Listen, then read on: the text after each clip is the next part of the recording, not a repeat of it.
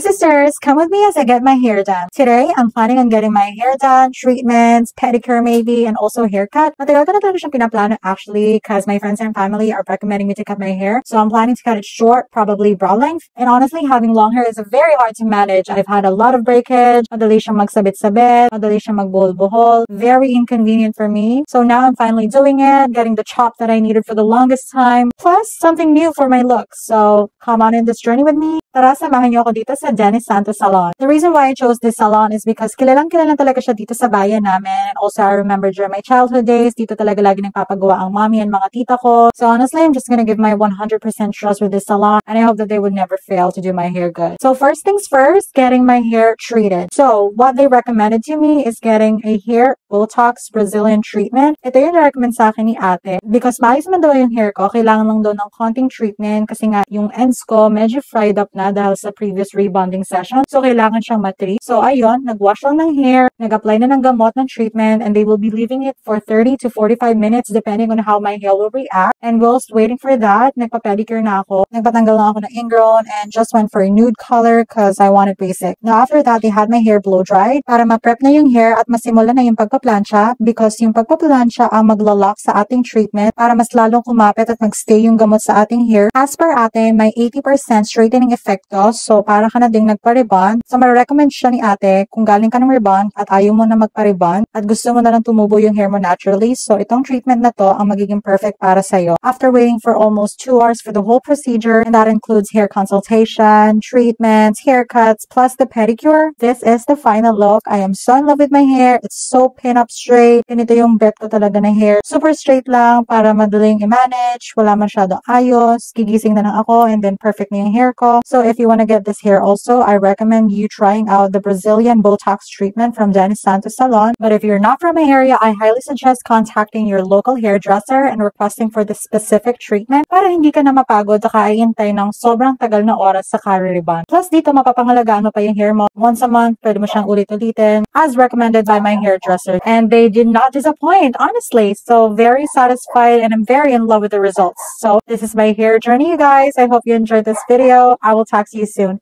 XOXO. Bye.